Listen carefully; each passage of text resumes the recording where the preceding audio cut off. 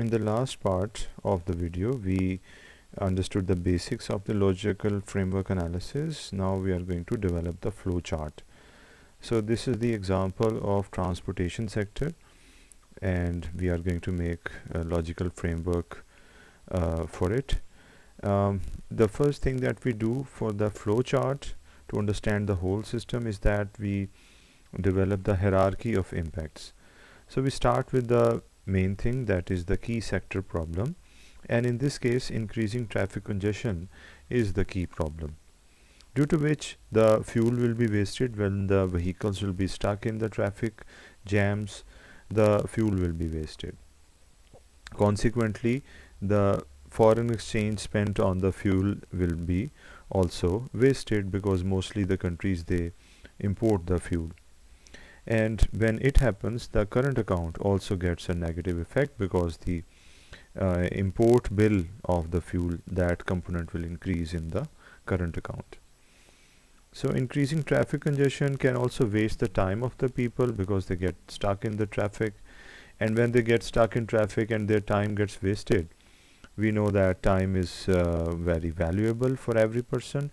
They will be stressful because of their time getting wasted, and due to that their productivity can decline because they are stressful. And when the time gets wasted, it can directly affect their productivity, because they will have less time at their disposal to do the things that they do, to do their job, to get education or do their business. And another effect can be the increased pollution. Definitely more vehicles getting stuck, emitting more of the emissions, that can increase pollution, which can affect the health of the people. And finally, it can cause a lower quality of life of the people. And then we have wear and tear of the vehicles. It can happen because the traffic congestion basically leads to closer vehicles, and then they can shrub with each other, there can be friction, there can be collisions. All these things finally contribute to wear and tear of the vehicles. And then definitely to maintain the vehicles we have to spend more costs, and that can increase the cost. And finally, it can lower the profits of the people who are making profit, that is, they are businessmen. But we can also add those people who are earning incomes, so their income can also be affected, those who are doing some job, because they are spending more on the vehicles to maintain them. These are the consequent effects, impacts of the sector problem, and consequent impacts get finally translated into the national impacts. So from the problem we have gone to the consequent impacts, and then finally to the national impacts. This is how we can try to build the hierarchy of the impacts. But definitely we are far from being done with this, because there are other inputs that we want to introduce, and this will be done in the next slide. We talk about the sector outputs. Sector outputs are the spectrum of goods and services offered by a sector, which in turn cause and influence the sector impacts. Because in order for a firm or a sector to realize the impacts, it requires some outputs that can be used to bring those impacts into reality. And these are the goods and services that a sector provides. These goods and services are also called as deliverables of the sector. We can see it here, a list of the possible sectors, and then their outputs, and finally their impacts. You can see that we have about 5 sectors. And if we talk about the agricultural sector, its outputs are area that gets irrigated, the irrigation systems that are operated and maintained, the agriculture extension services, and the research undertaken for better agricultural output. When we have these outputs from the agricultural sector, the sector will have the impacts of increasing farmer income, providing agricultural production and productivity, and the share of the workforce can be affected. The contribution to GDP by the agriculture can also be affected. Then the transportation sector is there, in which the roads constructed, the roads operated and maintained, traffic management, driver education, all of these are the various outputs of the transportation sector that can give rise to these impacts, that the vehicle density can decrease, journey times can decrease, safety can increase, and the transportation sector can have a greater share in the GDP. Health sector can produce health care services, can provide clinics and hospitals, can provide drugs, can provide healthcare education. And when it does, all of its outputs contribute to better life expectancy, a higher population growth rates, or controlled or optimum population growth rates, and better health status and higher levels of productivity. And education sector can provide us education facilities, curriculum scope and quality, enrollment and graduations, and teacher education and quality. When it provides these outputs, it can improve the literacy, workforce education, labor absorption rates can be improved, and the productivity can be increased. When energy sector has the following outputs, that is capacity, installed capacity, the distribution coverage, the energy mix, that which types of energy are being used, and the revenue and the surpluses. When these are the outputs produced, then we have the capacity utilized, it gets improved, we have access to electricity, this expands, the consumption also improves because of the availability of the energy, and then average cost to consumer also can decline. So you see that how the outputs are linked with the impacts of various sectors. Now as we know that sector has certain outputs, so we are going to include it in our flowchart that we developed in the previous slide. And this is actually the cause effect analysis in the transportation sector, because these are the causes that are leading to these problems. This is basically about the sector outputs that are deficient. Why they are deficient? Because there is ineffective enforcement of the regulations, because they are not being enforced the way they should be, due to which the drivers have a reckless behavior and they are doing the violation. The vehicle checking is not proper. In developing countries where people are suffering with poor levels of health and are suffering to fulfill their basic needs, vehicle checking is definitely something which is not a common thing. So when this happens, the vehicles, they deteriorate and cause further problems to the overall situation of traffic. They can get stuck in the traffic, they can get out of order in the middle of the road, and definitely noise pollution can also be there, and a number of problems can be generated. Poor public transport is there in some countries, for example the developing countries. So when this happens, there are many vehicles, because there is no control, there is no regulation of how many vehicles will be there on the road. So when this happens, many vehicles cause traffic congestion. In addition to that, there are some direct effects like inadequate road space. We know that making roads is something that requires capital, and in some countries, for example developing countries, this problem can be there, due to which traffic congestion can increase. And when the traffic management is not up to the mark, it will definitely cause further traffic congestion. So these are the problems that can be there. These are the things that are in darker shade, and they are because we are focusing on these, whereas these impacts are already highlighted, and the key sector problem is already highlighted in the previous phase of the flow chart. Now after addressing the outputs, we should bring in the inputs, because outputs cannot be there without the presence of inputs. So that's why we bring in the role of sector inputs. So sector inputs are the resources required to deliver the sector outputs. Sector inputs are typically human resources, particularly skilled resources, including specialists and consulting inputs. Since we are trying to talk about sectors, and sectors cannot be just built upon the work and suggestions of labor only.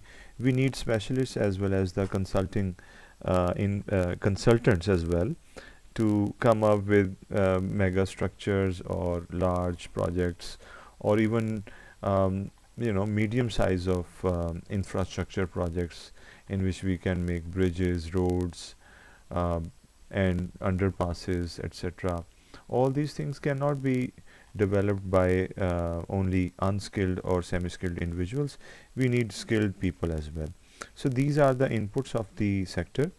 Technology can also be considered as an input, which is composed of equipment and other work processes. Finance, definitely we need some finance to materialize some inputs into outputs, and it can be either by the public or the private sector or both. So this is also a possibility, partnership or in isolation. So now we know about the inputs, and now we can inject the input um, uh, dimension into this flow chart that you have seen before. This much of the flow chart you have seen before, till this row you have seen it, but this is the new part which is added in the darker shade, and it's about the sector inputs. The sector inputs are basically financial and technical in nature, but they are inadequate. And if they are inadequate, they will give rise to deficient institutional capabilities of traffic authorities, because their institutions will not be strong enough and will not have the authority or the equipment or the staff to regulate the laws, to enforce them, and also the policies will not be strong enough, or they will be absent, due to which there will be too many vehicles, for example. So this deficiency in institutional capability will cause this problem and that problem as well. That is, there will be poor traffic management, there will be ineffective enforcement, and there will be no vehicle checking. And if the policies for vehicle control are not there, or they are weak, there will be too many vehicles, or the public transport will be in a poor condition. So you can see that how this sector input is causing the outputs to be deficient, and definitely causing the traffic congestion as a consequence. So now the framework in the form of the flow chart is quite a bit complete, but now we will try to convert it into an objective tree, because this is what we are trying to do. We are trying to solve the problem. So the same flow chart will be converted into a flow chart where those problems will become some sort of objective, where we will be trying to improve those factors. Sector inputs, if we make them adequate, contrary to the last flow chart, this will have the effect of having ample institutional capabilities of the traffic authorities. This will also allow us to have policies to control vehicles, due to which there will be fewer vehicles on the roads, due to which efficient public transportation will be there, due to increased institutional capabilities of the traffic authorities. Effective vehicle checking will take place, effective enforcement will take place, traffic management will improve, ample financial and technical resources will ensure that we have enough road space, and when the enforcement happens, the drivers, they get disciplined, and if the vehicle checking is happening, the vehicles will be well maintained by the vehicle owners. So the policies and institutions will be stronger, and the output will be, sectoral output will be improved, due to which we expect that the traffic congestion will reduce, and we will have smoother traffic flows, and the sector impact will be taking place instead of a problem. And then we have, due to smoother traffic flows, there will be fuel conservation, due to which foreign exchange will be saved, and our national level impact will be felt in the form of improved current account. the time will be saved and less stress will be there, productivity will increase, and due to time saved, the productivity will also increase. Smoother traffic flows allow the pollution to decrease, and we can have better health, and the quality of life can increase on the whole. Less vehicle wear and tear will take place, and vehicle life will be longer, due to which there will be reduced cost and increased incomes and profits. So the key sector impact will bring about the consequent impacts, and national impacts will also be there. So you see, the whole problem has now converted into improvement. This is how a flow chart in the logical framework analysis helps us to improve the whole situation. And in this process, we have the cause-effect relationship in the project design. Summarily, we can say that inputs, if they are improved, the outputs will improve, due to which the immediate effects will be achieved and observed, and finally the long-term or national goals will be achieved as well. So this was the summary of all the flowcharts that we saw, and now finally we come to that part in which we put the things into concrete terms. And the key elements of a logical framework are the logical framework process, and it refers to the planning with the help of these 5 steps that we have already understood. 5 steps that we understood in the first part of the video. Of the logical framework matrix will be developed. So you can see that it's a matrix and it has certain blanks that we need to fill. It comprises of 16 frames organized under 4 major headings. As you can see, 1, 2, 3, 4, and then it's 16 frames. And under the first column we have goals, purpose, outputs and inputs. This is the design summary, and in the performance target we will have the targets, how we will define them, and how the progress is working will be under the monitoring mechanism, and the assumptions and the risks will be listed here. This is just an introduction, whereas we will go into the certain examples detail right after this slide. These are the same things that I just told you. You can pause the video and read these, that how these 4 headings will work. Now let's talk about its application to the transportation sector example. Let's have a glimpse of this whole table. Here you can see the whole table is filled, and we are now coming to the first row, which is about the goals. The broader goals of this project are to save the travel time, to increase the pollution, and to reduce the pollution, and to have fuel conservation. And for that we can set the targets by observing the average time to work, average journey time to work, and how much it has decreased.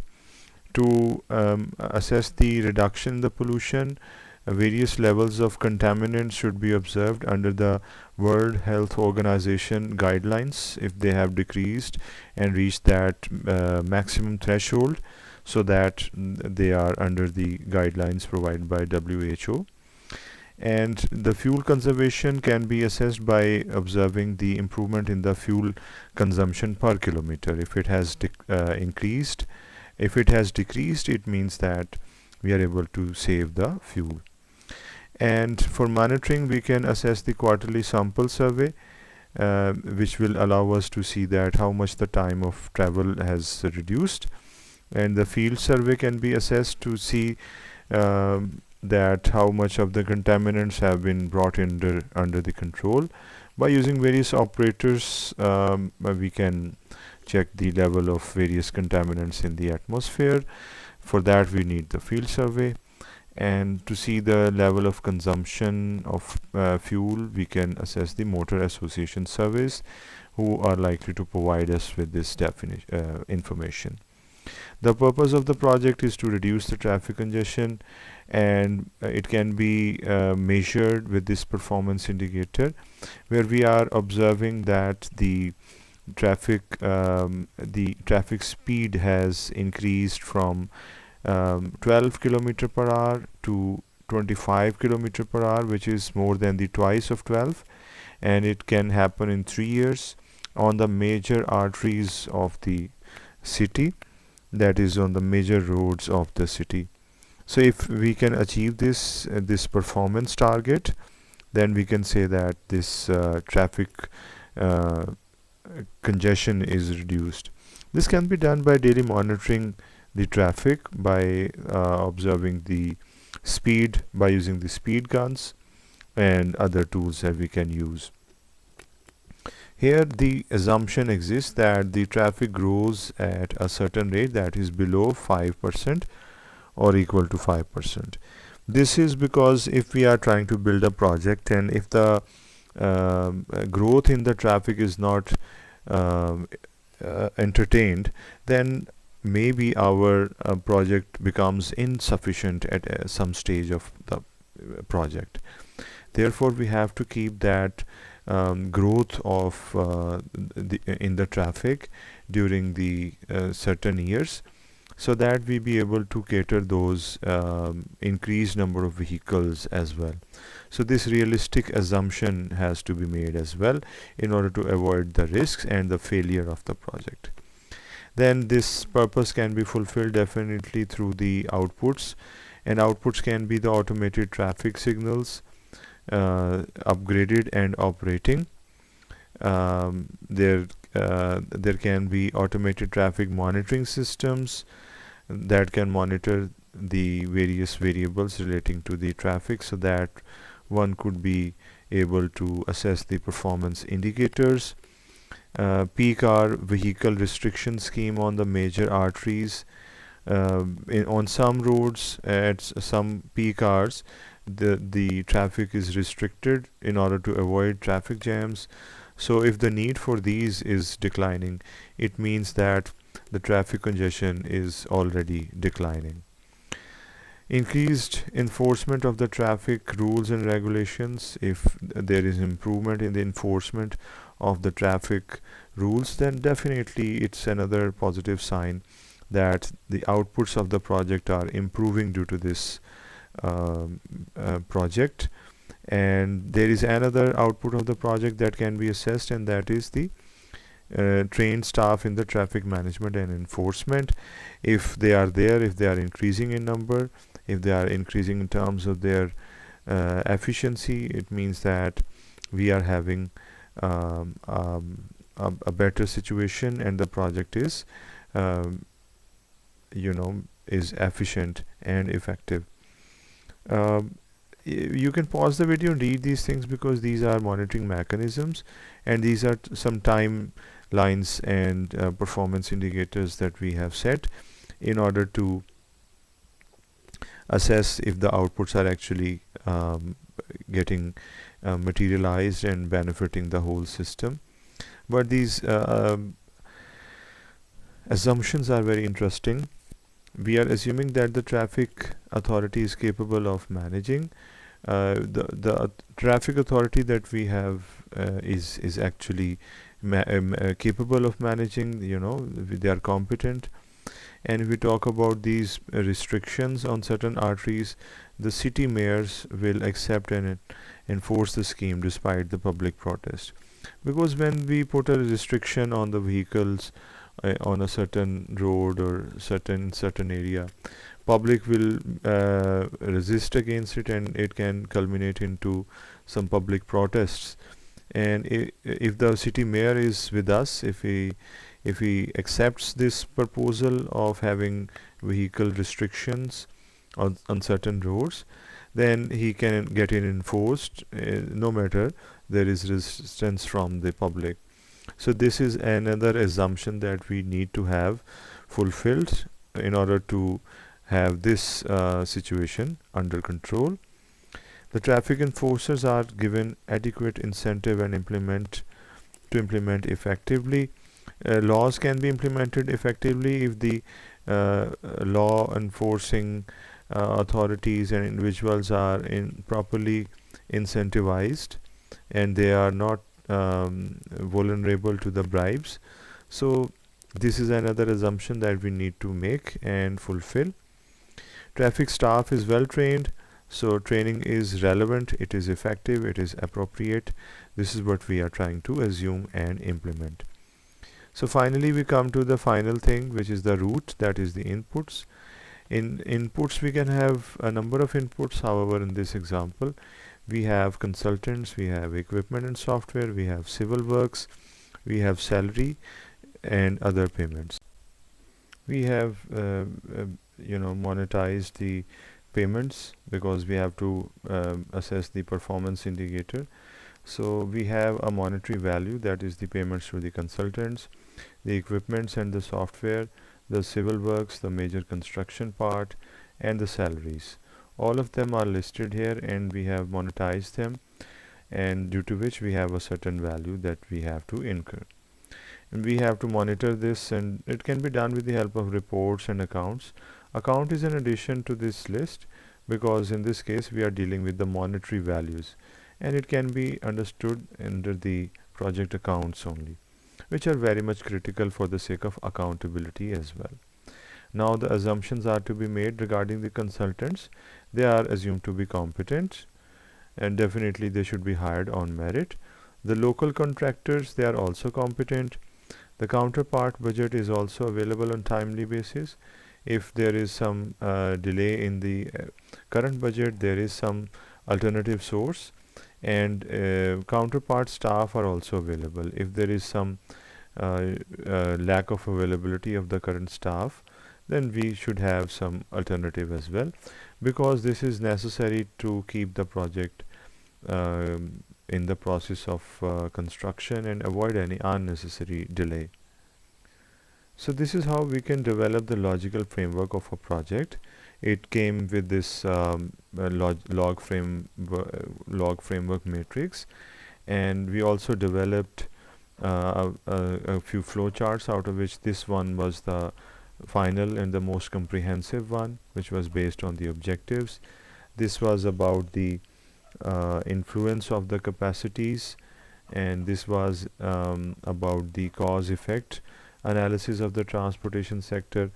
So we are going back, actually the final one was the most detailed one, and this was a hierarchy of the outputs and the impacts, and this was the hierarchy of impacts, and this was a little bit of theory of logical framework analysis that we understood under this heading, and this was the set of 5 steps that we undergo in order to conduct the logical framework analysis, and this was the topic that we completed in this second part of the video of the logical framework analysis.